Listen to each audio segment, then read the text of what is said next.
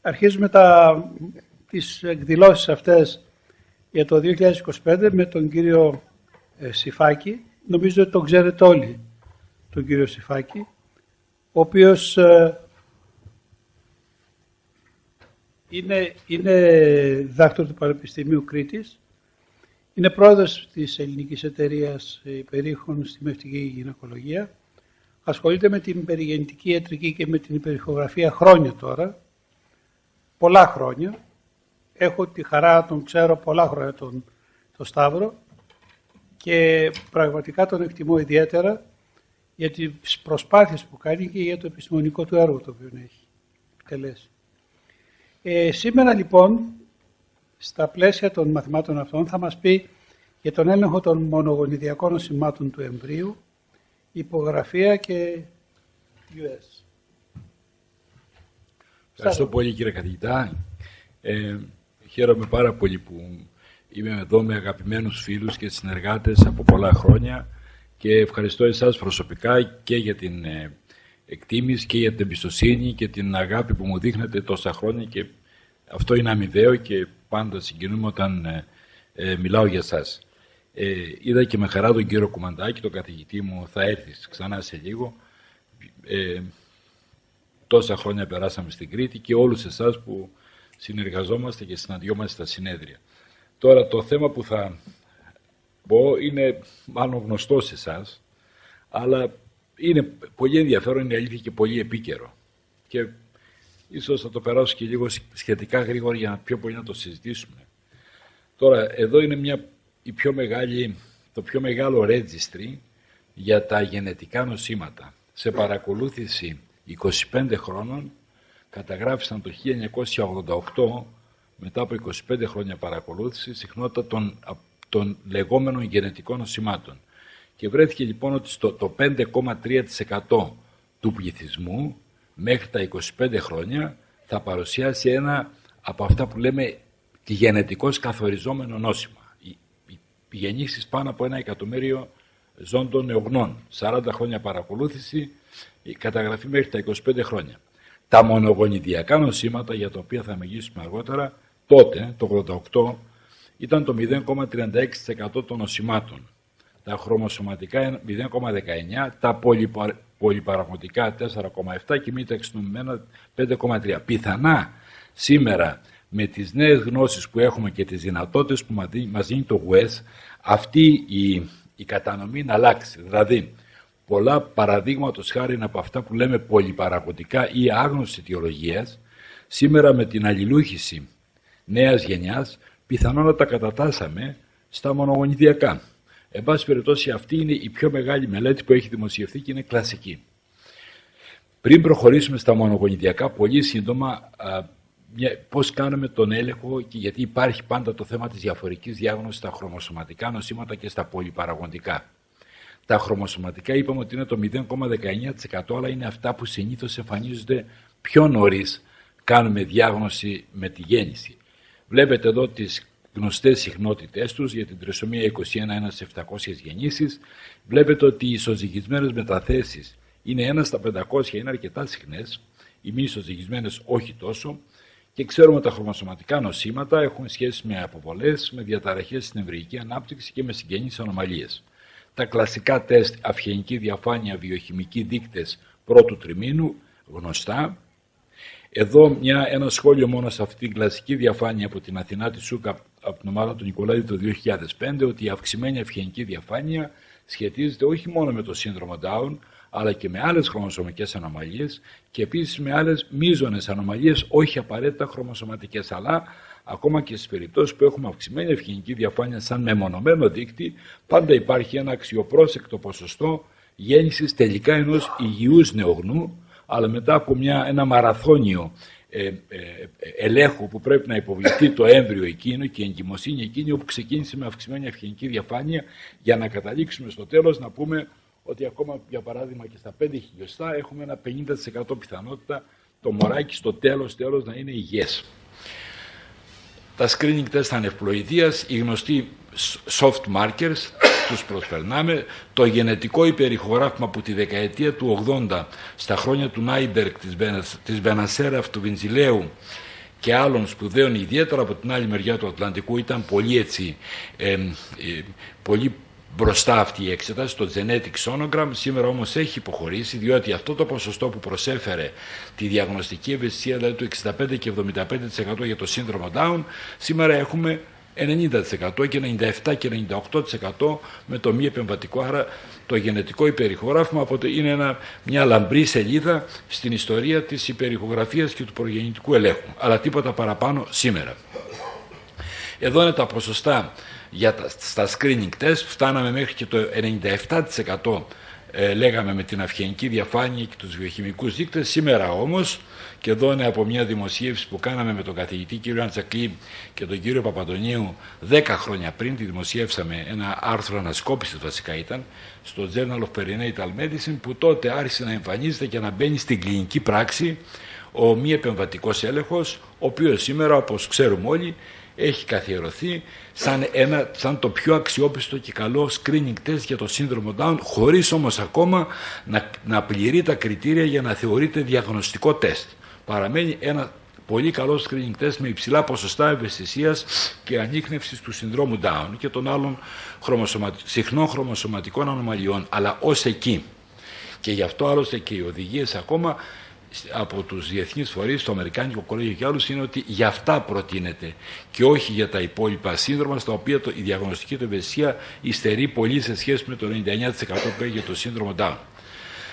Μια κουβέντα για τα πολυπαραγωγικά πολυγονιδιακά νοσήματα, που μέχρι πρόσφατα θεωρούσαμε, και ίσως έτσι είναι ακόμα, ότι είναι περίπου το 80% των αυτό που λέμε συγγενών ανομαλιών του εμβρίου. Δηλαδή αυτό που εμείς αναγνωρίζουμε στο προγεννητικό μας έλεγχο, η συγγενής ανομαλία κατά 80% είναι πολυπαραγωγικής πολυγονιδιακής αιτιολογίας. Και λιγότερο πιθανό να είναι μονογονιδιακό ή μονογονιδιακή ή χρωμοσωματική. Σήμερα, όπως είπα και πριν, αλλά δεν θα επεκταθούμε παραπάνω, πιθανά σε πολλά από αυτά να έχουμε αν κάναμε ένα NGS και μάλιστα το διευρυμένο, το WGS, θα ίσως να αναγνωρίζαμε κάποιες μεταλλάξεις που να μετέφεραν το φαινοτυπικό αυτό έβριμα όχι απλά σαν πολυπαραγωγικό, αλλά σαν μονογονιδιακό, αλλά το αφήνουμε. Το εργαλείο που έχουμε πάντως για τα πολυπαραγωγικά πολυγονιδιακά νοσήματα στη διάρκεια της ενδομήτριας ζωής είναι μόνο το υπερηχογράφημα. Γι' αυτό και ποτέ το υπερηχογράφημα δεν θα χάσει την αξία του. Όχι μόνο γιατί βλέπει την εμβρυϊκή ανάπτυξη, τον πλακούντα, τα ντόπρα κτλ. Αλλά και για αυτές καθεαυτές συγγενείς ανομαλίες, από τη στιγμή που το 80% είναι αυτής της αιτιολογίας και όχι χρωμοσωματικής ή μονογονιδιακής, πάντα θα είναι το εργαλείο μας για τις γενετικές, για τις συγγενείς ανομαλίες. Ο προγεννητικός έλεγχος, το είπαμε, στηρίζεται στην υπερηχογραφία, ενώ η συμβουλευτική μας στηρίζεται στην παροχή, στον υπολογισμό μάλλον του εμπειρικού κινδύνου με βάση το θεώρημα του Bayes, που μας βγάζει τον σχετικό κίνδυνο ή τον εμπειρικό κίνδυνο για επανεμφάνιση του φαινοτυπικού αυτού ευρήματος σε επόμενη εγκυμοσύνη. Ένα τυπικό παράδειγμα πολυπαραγωγικής ανομαλίας είναι η ανεγκεφαλία. Έτσι, όπως είπα και πριν, το ανατομικό υπερηχογράφημα είναι το εργαλείο, το σπουδαιότερο εργαλείο προγεννητικού ελέγχου στις 20 με 23 εβδομάδες, που πέρα από τις συγγενείς ανομαλίες θα δούμε εμβρυϊκή ανάπτυξη, ενδομήτριο περιβάλλον, πλακούντας, αμμιακό, και φυσικά δεν θα σταματήσει ποτέ να έχει την αξία του. Στις συγγενείς ανομαλίες της καρδιάς είμαστε πιο χαμηλά. Εδώ είναι από μια παλιά ανασκόπηση που κάναμε στην Κρήτη. Τότε ήταν γύρω στο 35 με 40%.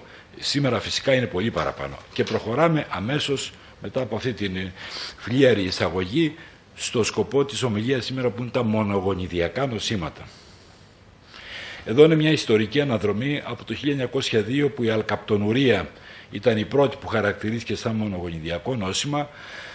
Στο 2000 είχαμε την αναγνώριση των αλληλουχιών του ανθρώπινου γονιδιώματος, και από εκεί και πέρα φυσικά έχουν αλλάξει πολλά πράγματα και τα νοσήματα πια δεν είναι εξμισιάς, είναι όλο και περισσότερα. Θα δείτε μια σχετική διαφάνεια παρακάτω με τι συχνότητα αναγνωρίζουμε σήμερα μονογονιδιακά νοσήματα. Στον προγεννητικό έλεγχο τα ερωτήματα είναι τα εξής 4 κύρια. Ποια είναι η πιθανότητα κληρονόμησης στο έμβριο? Εδώ ισχύει η Μεντέλειος κληρονομικότητα. Ποια είναι η δυνατότητα προγεννητικού ελέγχου? Για να κάνουμε προγεννητικό έλεγχο πρέπει να ξέρουμε τη γενετική βάση, και να ξέρουμε και τη μετάλλαξη. Για να μπορούμε να κάνουμε ακριβή προγεννητικό έλεγχο στα μονογονιδιακά νοσήματα. Τι επιλογές έχουμε αν έχουμε διάγνωση στο πάσχον έμβριο και φυσικά το ζευγάρι πάντα ρωτάει ποιος είναι ο κίνδυνος επανεμφάνισης σε μια επόμενη εγκυμοσύνη.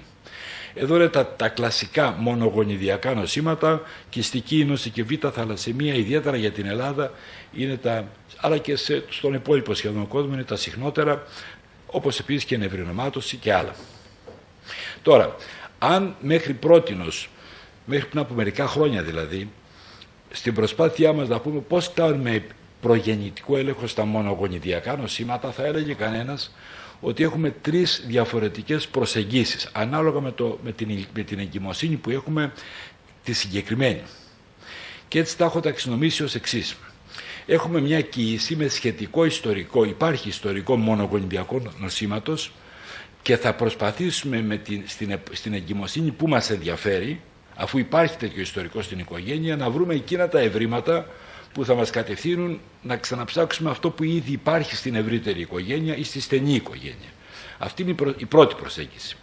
Η δεύτερη προσέγγιση είναι η εξής. Έχουμε μια οικίηση χωρίς ιστορικό στην οικογένεια και έχουμε μία ή περισσότερες συγγενείς ανομαλίες, αλλά δεν υπάρχει συνοδό ιστορικό στην οικογένεια. Θα δούμε πώς πάμε εκεί. Και το τρίτο είναι σε αυτό που συχνά αναγνωρίζουμε στις εγκυμοσύνες, δηλαδή αυτό που λέμε soft markers, δηλαδή δείκτες, όχι βαριές δομικές ανομαλίες, δείκτες.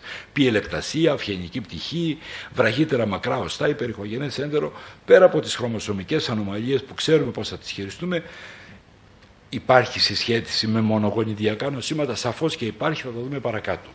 Μερικά παραδείγματα. Για την προσέγγιση, αυτή που λέω εγώ προσέγγιση νούμερο 1.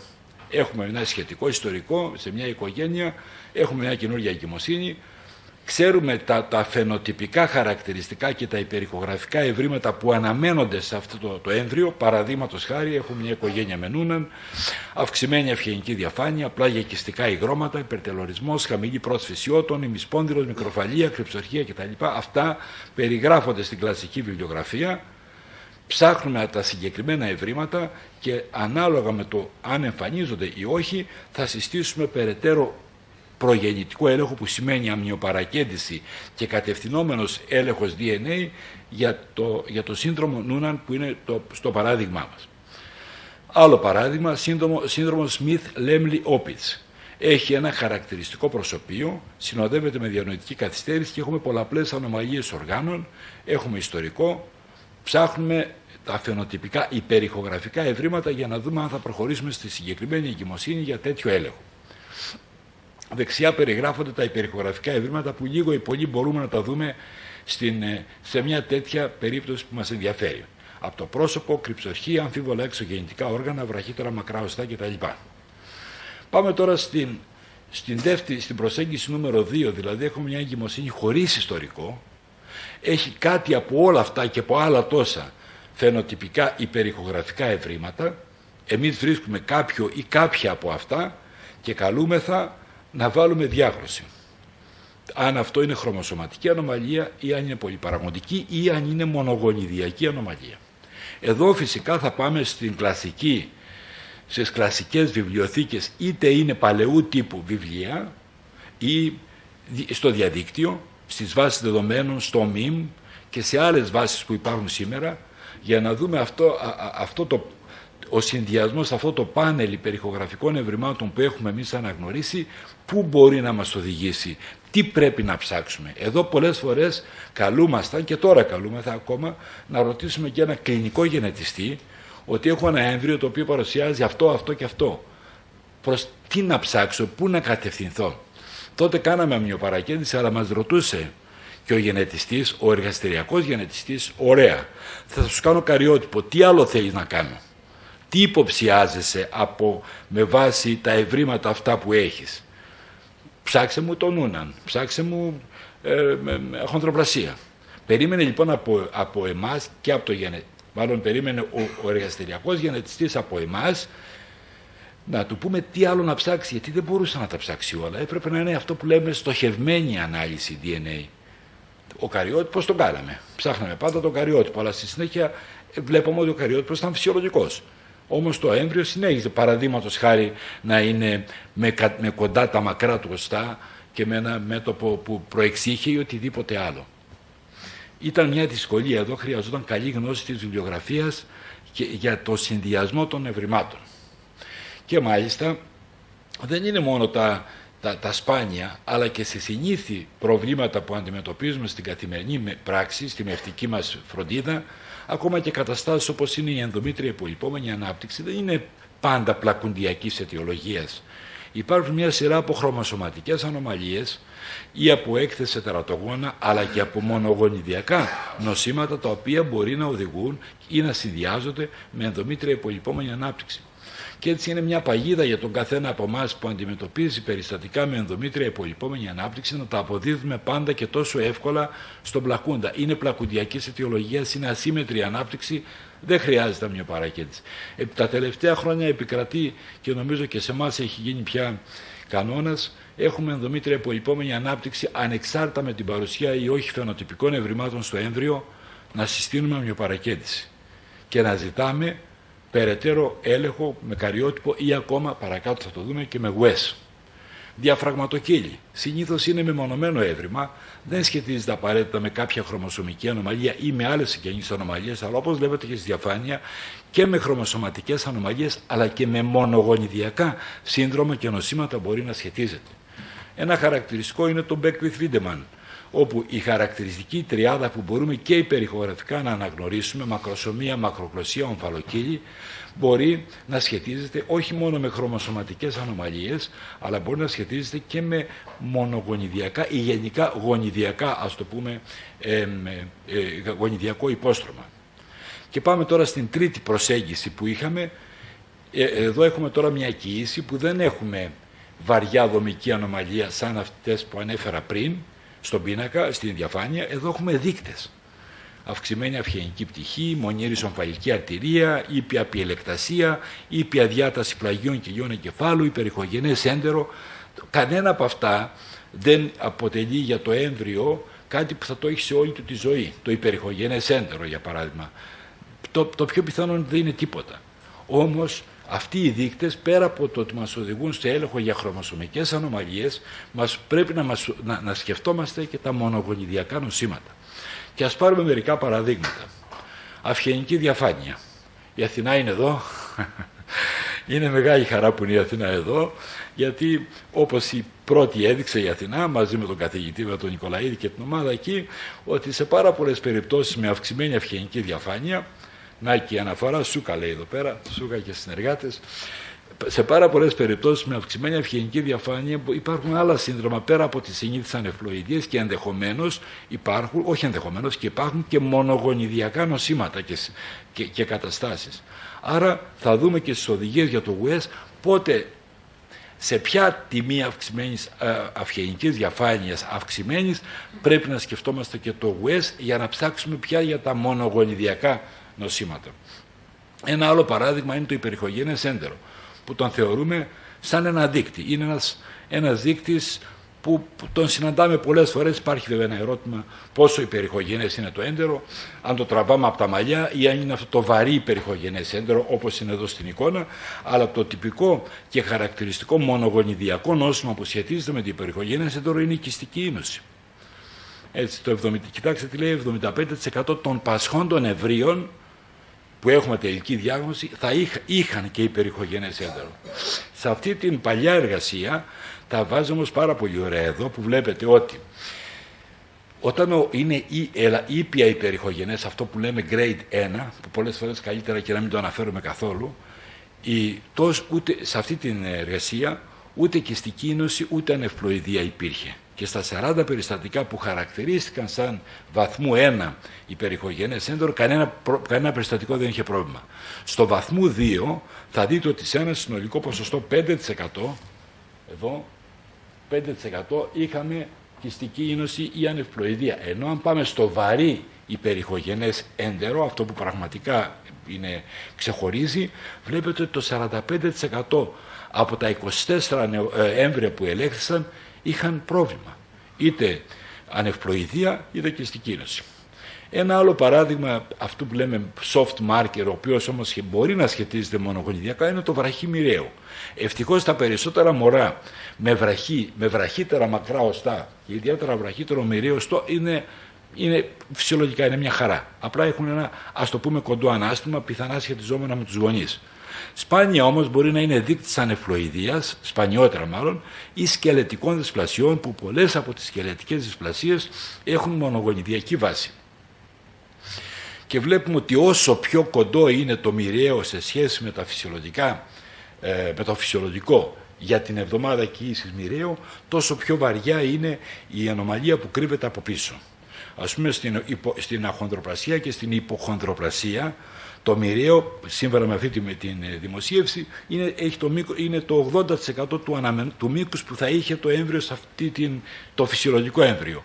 Άρα στην ατελείως θεογένεση και στη θανατηφόρο δυσπλασία και στην αχονδρογένεση πάει στο 30%, το 40% και το 50%.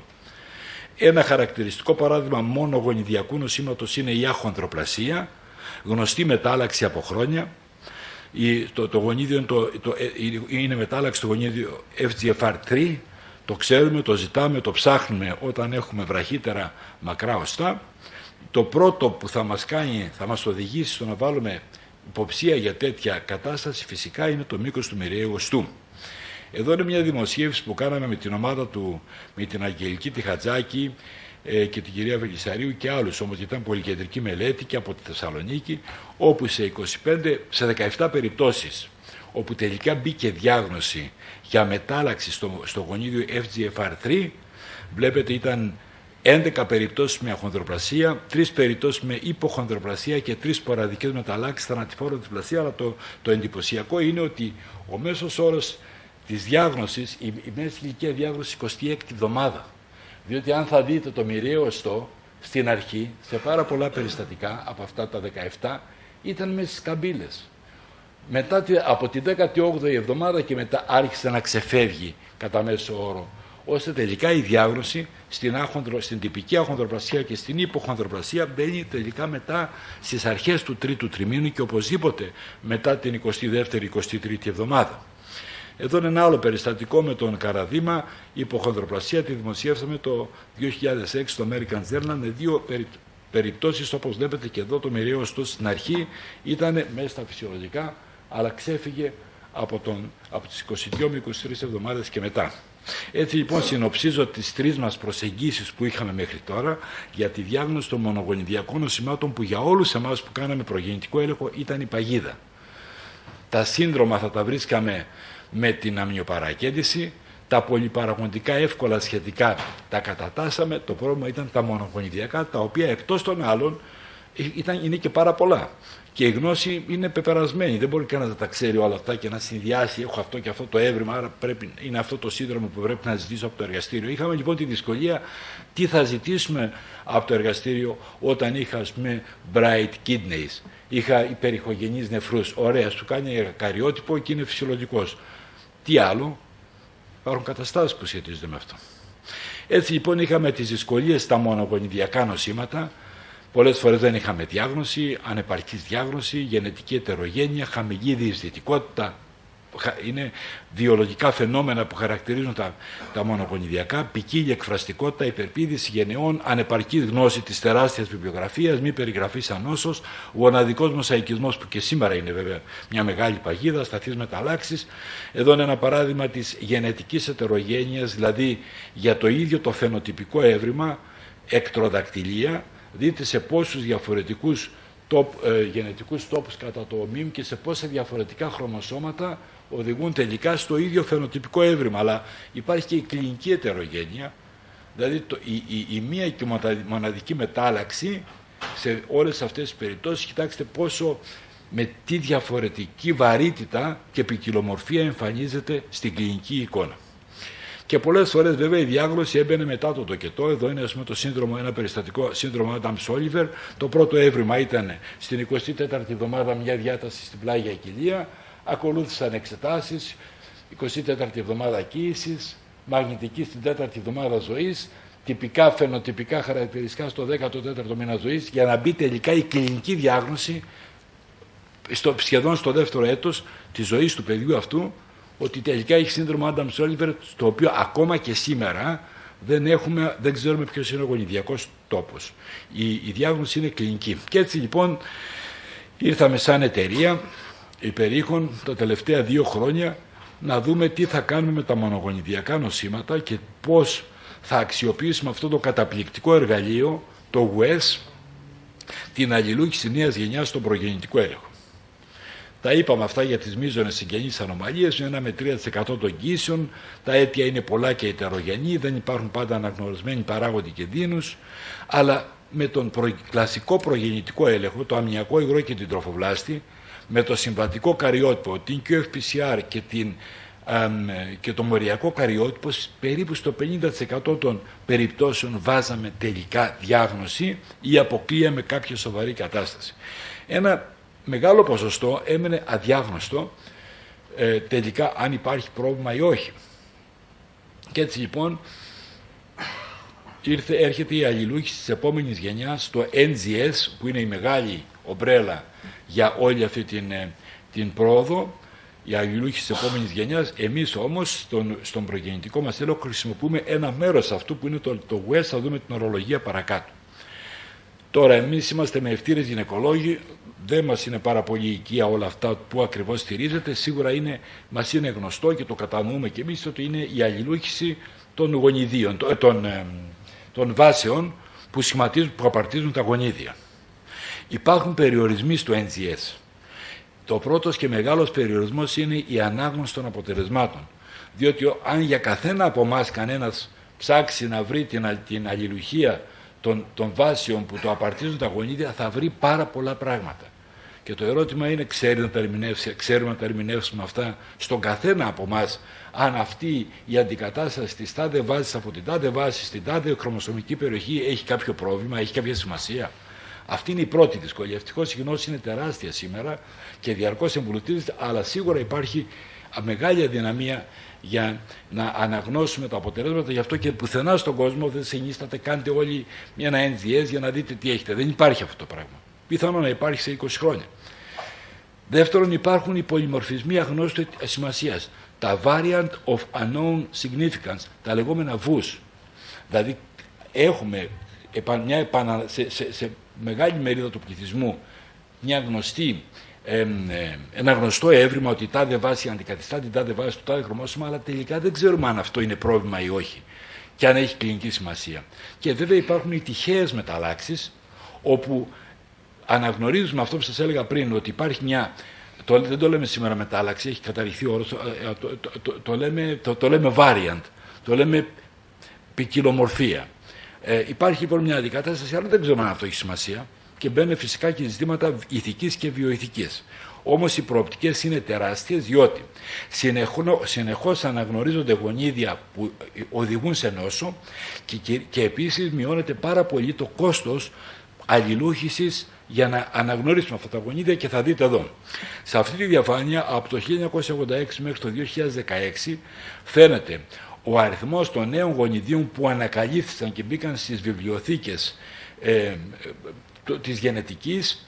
Βλέπετε ότι με κόκκινο σχεδόν μέχρι το 2011 και 2012 ήταν σχεδόν όλα η συντριπτική πλειοψηφία των νέων γονιδίων αναγνωριζόταν με τις συμβατικές μεθόδους γενετικής, ενώ τα τελευταία χρόνια, μετά το 2016 και μετά βέβαια, είναι μόνο με NGS.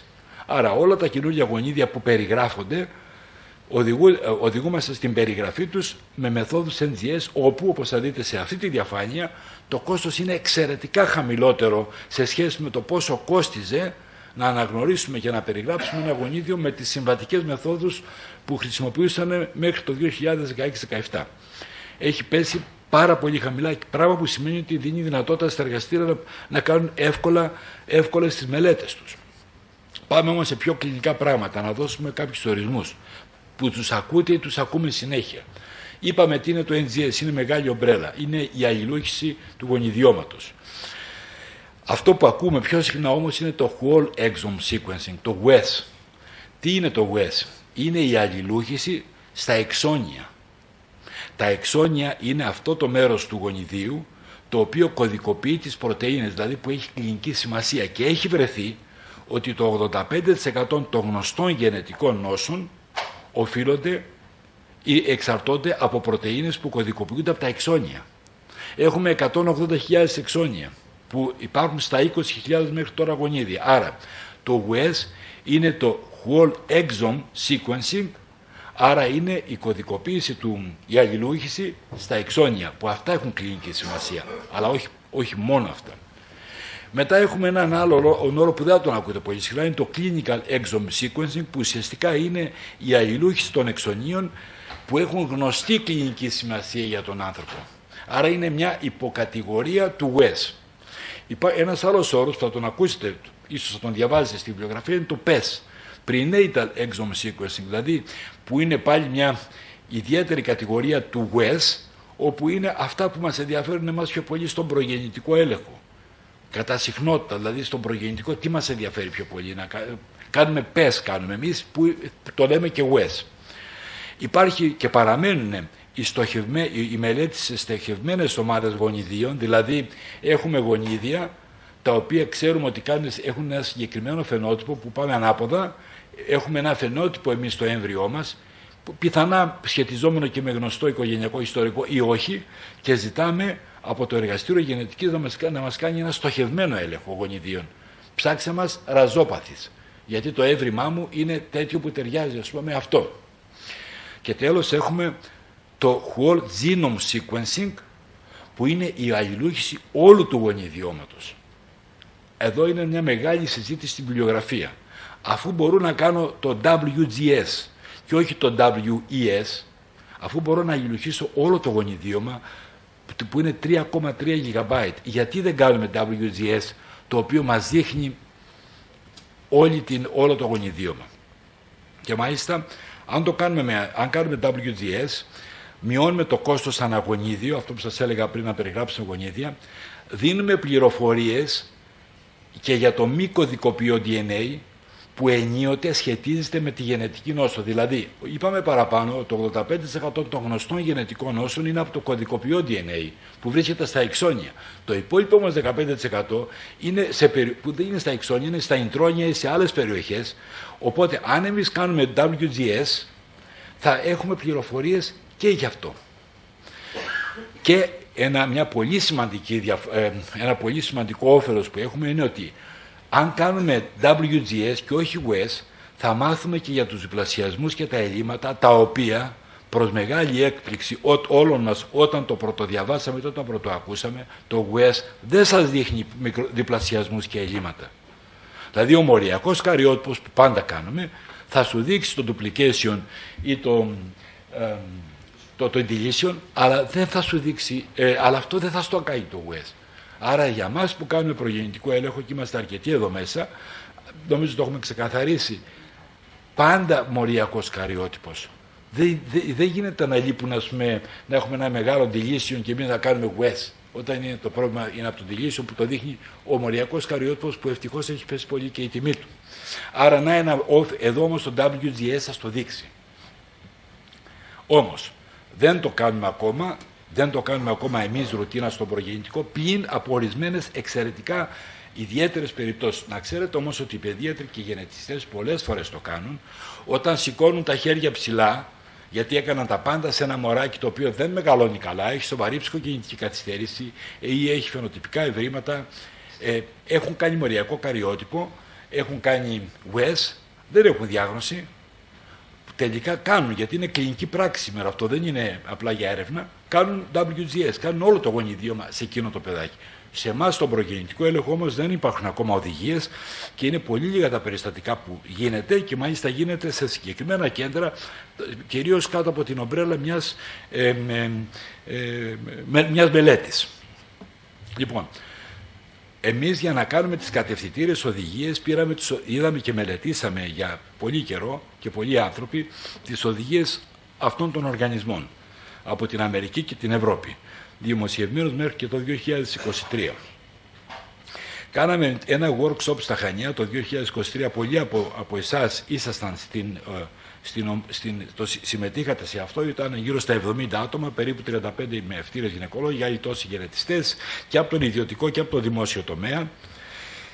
Κατήσαμε 2 μέρες και μιλήσαμε εκεί, και η ομάδα εργασίας που συγκροτήθηκε τότε, 15 άνθρωποι δηλαδή, συνεχίσαμε τη δουλειά αυτή που κατέληξε τελικά τον Μάρτιο του 2024 να βγάλουμε κατευθυντήριες οδηγίες και να τις δημοσιεύσουμε, και είναι αναρτημένες στον ιστότοπο το δικό μας εταιρείας μας, στις σελίδες των γενετιστών και των γιατρών και των εργαστηριακών, και νομίζω σύντομα θα βγουν και θα είναι επίσημη οδηγία της Ελληνικής Μυστικής Γυναικολογικής Εταιρείας. Αλλά πάμε να το δούμε.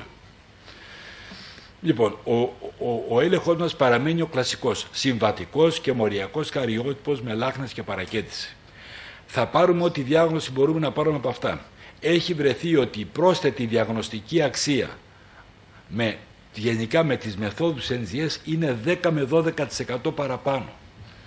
Δηλαδή, αν πούμε ότι θα κάνουμε 100 αμνιοπαραγεντήσεις, θα βάλουμε διάγνωση σε 20 περιστατικά, που τελικά είχε νόημα να κάνουμε. Αν κάνουμε σε αυτά και αν κάνουμε NGS, θα έχουμε περίπου άλλα 2 ή 3 παραπάνω τελικά, γιατί αυτή είναι αυτό που λέμε η διαγνωστική, το επιπρόσθετο διαγνωστικό όφελος είναι 10 με 12% κατά μέσο όρο. Αυτό όμως το κατά μέσο όρο ποικίλει. Έτσι, στη μεμονωμένη αυξημένη αυγενική διαφάνεια μπορεί να σου δώσει ένα επιπρόσθετο όφελος 2%, στις σκελετικές όμως δυσπλασίες μπορεί να φτάσει και στο 53% και στις περιχογενείς νεφρούς και στο 72% να πάρεις τελικά διάγνωση σε σχέση με αυτό που θα είχες μόνο με τον κλασικό προγεννητικό έλεγχο. Δημοσιευμένα τα τελευταία χρόνια. Έτσι λοιπόν, στο WES είναι οι γενετικές παθήσεις που οφείλονται, μπορούμε να βρούμε τις γενετικές παθήσεις που οφείλονται σε παραλλαγές, είπαμε το λέμε παραλλαγές variations, στο επίπεδο του ενός ή μερικών νουκλεοτιδίων ή σε μικρές μόνο ενθέσεις ή ελλείμματα εντός της κωδικοποιούσας περιοχής του γονιδιώματος. Και είπαμε ότι το 85% αυτών που παλιά λέγαμε μεταλλάξεις και σήμερα τις λέμε παραλλαγές στα μονογονιδιακά νοσήματα βρίσκεται στα εξώνια. Γι' αυτό λοιπόν το WES είναι αυτό που χρησιμοποιούμε. Αλλά είπαμε 85%. Η εξέταση WES δεν μπορεί να ανιχνεύσει τις βαθιές ιντρονικές εσχονικές παραλλαγές σε μη κωδικοποιούσες περιοχές, μεγάλα ελλείμματα ή διπλασιασμούς, αυτό που λέγαμε προηγούμενα που θα το δείξει το WGS, παραλλαγές αριθμού αντιγράφων, παραδείγματος χάρη σύνδρομο τη George, επεκτάσεις επαναλήψεις τρινουκλεοτιδίων όπως είναι στο εύθραυστο Χ, διαταραχές μεθυλίωσης και μονογονεϊκή δυσομία όπως είναι το Silver Russell, το Bechdel Wiedemann, το Angelman, το Prader-Willi και άλλα. Και επίσης δεν μπορεί να ανιχνεύσει με αξιοπιστία παραλλαγές που βρίσκονται σε περιοχές με ψευδογονίδια ή αντίγραφα γονίδια, με υψηλό ποσοστό GC βάσεων και περιοχές με επαναβιώνυμα ίδια νουκλεοτίδια. Μην τα διαβάζω αυτά να σας κουράζω, με άλλα λόγια, δεν είναι το WES το εργαλείο που θα τα καλύψει όλα.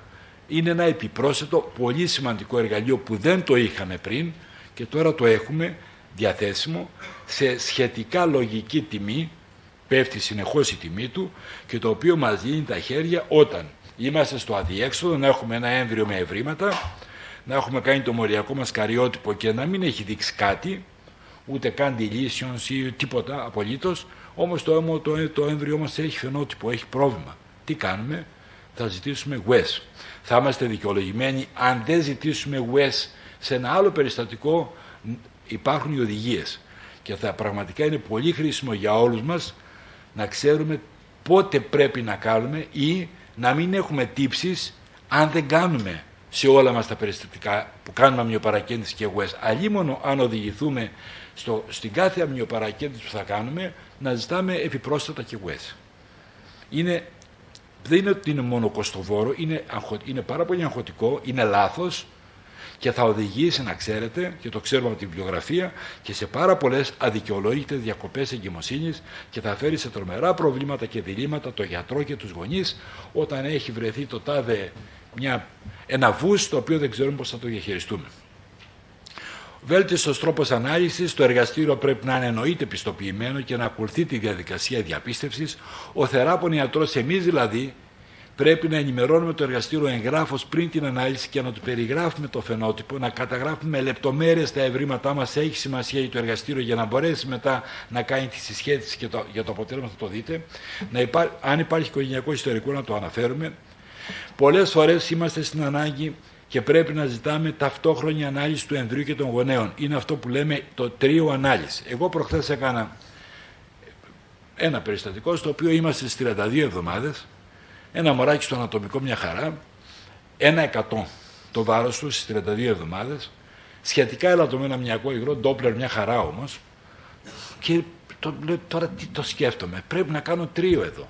Γιατί το αποτέλεσμα σε αυτό το μωρό που είναι μόλις 1% στις 32 εβδομάδες, αν περιμένω να κάνω το WES σε αυτό το μωρό και σε 3 εβδομάδες να μου ζητήσει στο εργαστήριο να ψάξω και τους γονείς, θα πάει 5 και 6 εβδομάδες για να έχουμε διάγνωση και εμείς να πάρουμε αποφάσεις τώρα με αυτό το ζευγάρι. Δεν ξέρουμε τι κρύβει αυτό το μωρό. Τρίο ανάλυση, αμέσως το ζητάμε. Όχι πάντα, γιατί είναι και το κόστος. Και είναι και το άγχος που μεταδίδουμε στους γονείς. Αλλά εκεί που πρέπει, ιδιαίτερα όταν είμαστε προχωρημένα στην εγκυμοσύνη, πρέπει να ζητάμε από την αρχή. Και ευτυχώς, τουλάχιστον για την ελληνική πραγματικότητα, δεν ενδιαφέρει πολύ το κόστος. Δεν ξέρω ποια είναι η προσωπική σας εμπειρία από τα εργαστήρια που συνεργάζεστε, του WES στο έμβριο ή του WES στο έμβριο και στους γονείς. Και πιστεύω θα πάει και καλύτερα. Κάνουμε λοιπόν WES, κάνουμε σε κάποιες περιπτώσεις gene panel. Εδώ δεν υπάρχουν επαρκή επιστημονικά δεδομένα για την αλληλούχηση όλου του γονιδιώματος, αυτό που λέγαμε, γιατί θα έχουμε υψηλό ποσοστό ευρημάτων αβέβαιης και άγνωστης κλινικής σημασίας, τυχαίων ευρημάτων και δευτερευόντων ευρημάτων, θα πούμε παρακάτω για αυτά τι είναι. Τώρα, ποιες παραλλαγές θεωρούνται παθογόνες, ποιες πιθανά παθογόνες, ποιες πιθανά μη παθογόνες και ποιες τελείως άγνωστες ή αδιάφορες, γι' αυτό υπάρχουν οδηγίες από το Αμερικάνικο Κολέγιο Αμερικάνικο Κολέγιο Ιατρών Γενετιστών, τις οποίες ακολουθήσαμε και εμείς στις κατευθυντήριες οδηγίες μας. Έτσι λοιπόν οι παθογόνες αυτά που είπαμε, τα variations, σήμερα τα χαρακτηρίζουμε σαν παθογόνα και πιθανά παθογόνα, και αυτά μόνο πρέπει να αναφέρουμε το εργαστήριο. Τα βους δεν τα αναφέρει, δεν τα αναφέρουμε. Όμως υπάρχουν περιπτώσεις στις οποίες πρέπει και το βους να αναφερθεί, ιδιαίτερα αν από τη βιβλιογραφία υπάρχουν στοιχεία ότι αυτό το έβριμα που θα το λέγαμε βους, variant of unknown significance, έχει βρεθεί στη βιβλιογραφία να σχετίζεται σε κάποιες περιπτώσεις, σε κάποιες αναφορές με τον εμβρυϊκό φαινότυπο που έχουμε, και έτσι λοιπόν μπορεί να μην είναι απλά βους, αλλά να είναι μια πιθανά παθογόνος διάγνωση. Πολλές φορές στα δύσκολα αυτά περιστατικά χρειάζεται η διεπιστημονική προσέγγιση ανάμεσα στον θεράποντα ιατρό, τον μευτήρα που κάνει προγεννητικό έλεγχο, τον κλινικό γενετιστή και τον εργαστηριακό γενετιστή.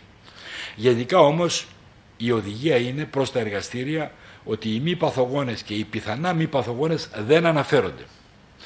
Έχει πολύ μεγάλη σημασία η συμβουλευτική πριν την ανάλυση. Το ζευγάρι που θα κάνει WES πρέπει να τους ενημερώσουμε τι είναι το WES, και θα μείνω σε ένα πράγμα μόνο. Στη συμβουλευτική που θα τους κάνουμε, που την περιγράφουμε στις οδηγίες που έχουμε αναρτήσει, σκιαγραφούνται τα βήματα που θα ακολουθήσουμε στη συμβουλευτική, και μάλιστα υπάρχει και έντυπο το οποίο καλό είναι να το εκτυπώνουμε και να το δίνουμε στους γονείς. Είναι ενημέρωση των γονιών τι είναι αυτό που κάνουν το WES και τι πρέπει να γνωρίζουν. Το κύριο που πρέπει να τους ενημερώσουμε είναι ότι ο στόχος της εξέτασης είναι να βρεθεί αν υπάρχει μια παθογόνος γενετική παραλλαγή που να εξηγεί τα ευρήματα, αλλά αυτό το ίδιο δεν δύναται να εξασφαλίσει τη γέννηση ενός υγιούς παιδιού από μόνο του. Δηλαδή δεν είναι το WES κάτι που το κάνουμε πια στο τέλος για να καλύψουμε τα πάντα. Το WES είναι ένα εργαλείο το οποίο θα μας δείξει ότι εδώ δεν υπάρχει κατά πάσα πιθανότητα μονογονιδιακό νόσημα, δεν υπάρχει παθογόνος παραλλαγή. Δεν σημαίνει όμως ότι αν βγει φυσιολογικό του WES ότι δεν υπάρχει και πρόβλημα στο μωρό οπωσδήποτε. Άλλωστε θυμάστε, το 85% μόνο μπορεί να διαγνώσει από τα γενετικά νοσήματα, και μια σειρά από άλλες καταστάσεις γενετικές δεν τα καλύπτει το WES. Και δεν ήρθε η ώρα για να κάνουμε στη διάρκεια της εγκυμοσύνης σε αυτό το μωρό, δεν ήρθε η ώρα να ζητήσουμε στην 28η εβδομάδα που το WES δεν μας πήγε καλά να κάνουμε WGS, γιατί θα μας οδηγήσει πάει σε άλλες περιπέτειες, και σχεδόν με βεβαιότητα από την αδυναμία μας να ερμηνεύσουμε τα ευρήματα του WGS, σε ένα αγχωμένο ήδη ζευγάρι και σε ένα πολύ πιο αγχωμένο γιατρό θα οδηγηθούμε σε διακοπή εγκυμοσύνης, τώρα μάλιστα που επιτρέπεται η διακοπή εγκυμοσύνης και στις 32 και στις 34 εβδομάδες. Πρέπει να έχουμε υπόψη μας ότι θέλει 3 με 4 εβδομάδες για να βγει η εξέταση και έτσι όταν χρειάζεται να κάνουμε West εργάσεις στην εγκυμοσύνη, αυτό να το λαμβάνουμε υπόψη, μην τυχόν και έχουμε τα αποτελέσματα μετά τη γέννηση του μωρού ή μετά τη διακοπή της εγκυμοσύνης. Εδώ είναι, από αυτή τη διαφάνεια θα πω μόνο ποια είναι τα δευτερεύοντα και ποια είναι τα τυχαία ευρήματα. Δευτερεύοντα ευρήματα είναι παθογόνες ή πιθανά παθογόνες παραλλαγές σε γονίδια όμως που δεν συνδέονται με την αιτία παραπομπής. Δηλαδή εμείς άλλο ψάχναμε, άλλο περιμέναμε να βρούμε και άλλα βρήκαμε. Αυτά ονομάζονται δευτερεύοντα ευρήματα, αλλά έχουν σημασία, διότι με βάση την ταξινόμηση του Αμερικάνικου Κολεγίου Ιατρών Γενετιστών, αυτά επιδέχονται ιατρικής παρέμβασης ή συμβουλευτικής που να οδηγεί σε μια α ή β απόφαση. Ενώ τα τυχαία ευρήματα είναι παθογόνες ή πιθανά παθογόνες παραλλαγές που δεν συνδέονται ούτε αυτά με την αιτία παραπομπής, αλλά δεν συμπεριλαμβάνονται στη λίστα των γονιδίων που σχετίζονται με νοσήματα που χρειάζονται ιατρική παρέμβαση. Γι' αυτό τα λέμε τυχαία. Ενώ τα προηγούμενα είναι τα δευτερεύοντα. Αυτά τα οποία δεν τα περιμέναμε, αλλά έχει σημασία για το μωρό. Τα τυχαία δεν τα περιμέναμε, αλλά δεν έχει σημασία για το μωρό, τουλάχιστον μέχρι τώρα. Και φυσικά πρέπει στο ζευγάρι να λέμε ότι αυτά είναι προς το παρόν, διότι ενδέχεται στο μέλλον, στο ίδιο το μωράκι αυτό που θα γεννηθεί ή στο ίδιο το υλικό που έχουμε στη διάθεσή μας να ξαναγίνει έλεγχος υπό το φως των νέων εξελίξεων που έχουμε. Δηλαδή κάποιες παραλλαγές που βρήκαμε πιθανά στο μέλλον να ταξινομηθούν σαν παθογόνες, ενώ τώρα τις θεωρούμε βους, ή το ανάποδο. Κάποιες που θεωρούμε παθογόνες ή πιθανά παθογόνες στο μέλλον να αποδειχθεί ότι δεν έχουν κάποια αξία. Αυτό που στην νομική λένε αναψηλάφιση. Εδώ είναι οι ενδείξεις, μόνο τίτλο θα πω γιατί κύριε καθηγητά μάλλον έχουμε περάσει αρκετά το χρόνο, θα πω μόνο τις ενδείξεις που για μας όμως έχουν σημασία και εμείς που κάνουμε προγεννητικό έλεγχο, αυτό πρέπει να το έχουμε ίσως στο γραφείο μας μπροστά πάνω και να βλέπουμε το κάθε μας περιστατικό που σκεφτόμαστε για West, αν πρέπει να ζητήσουμε West ή αν όχι. Είδατε εδώ χρησιμοποιούμε το prenatal exome sequencing σαν όρο.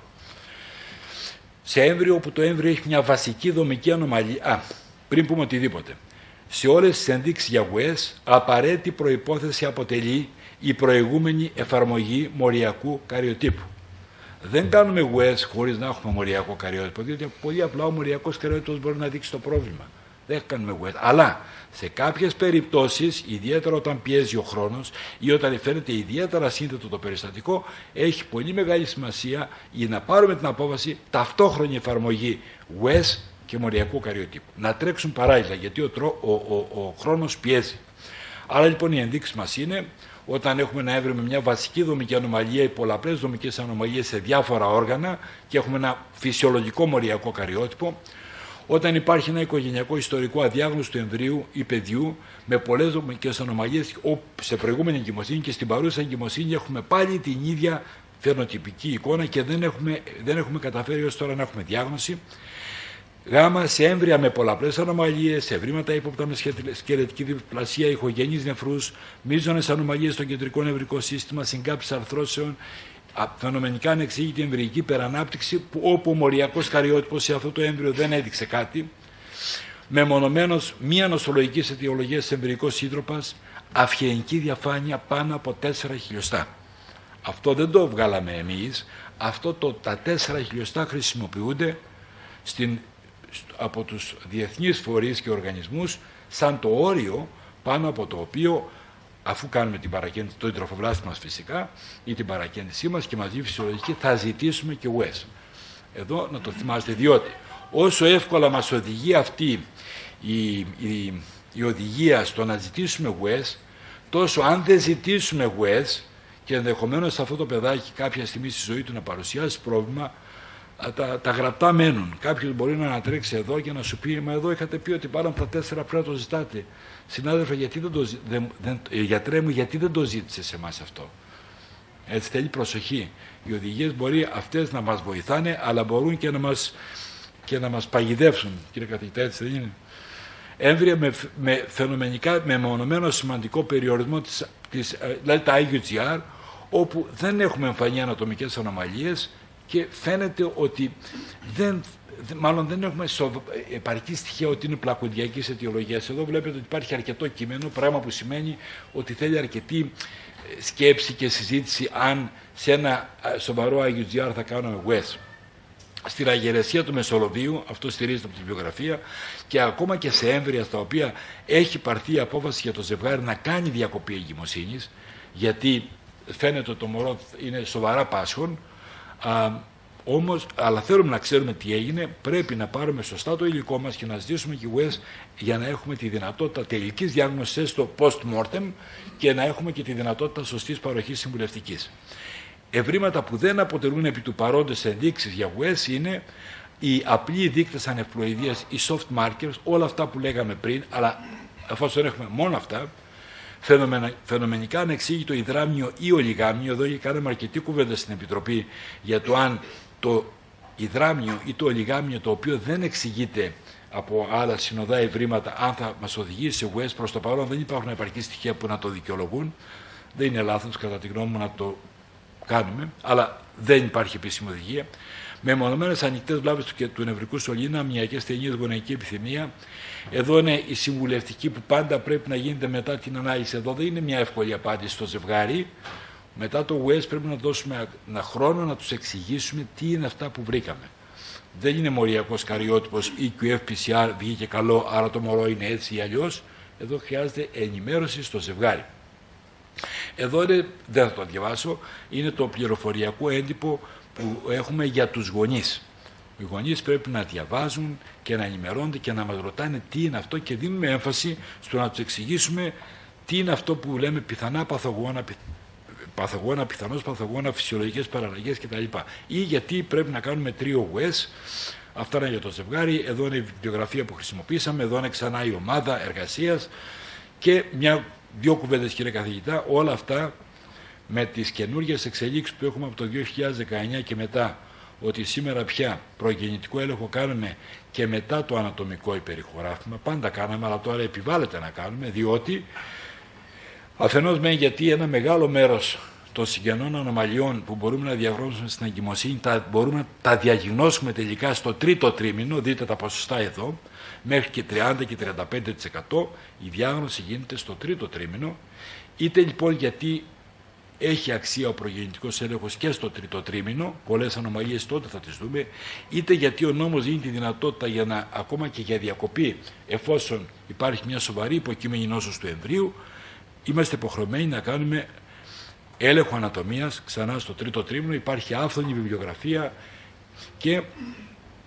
την αναφέρω εδώ συνοπτικά, παραδείγματος χάρη, σε αυτή την πολύ καλή εργασία από το 2011, παλιά εργασία, αλλά προσέξτε, συνολικό ποσοστό λέει εμβρικών ανομαλιών 3,6%.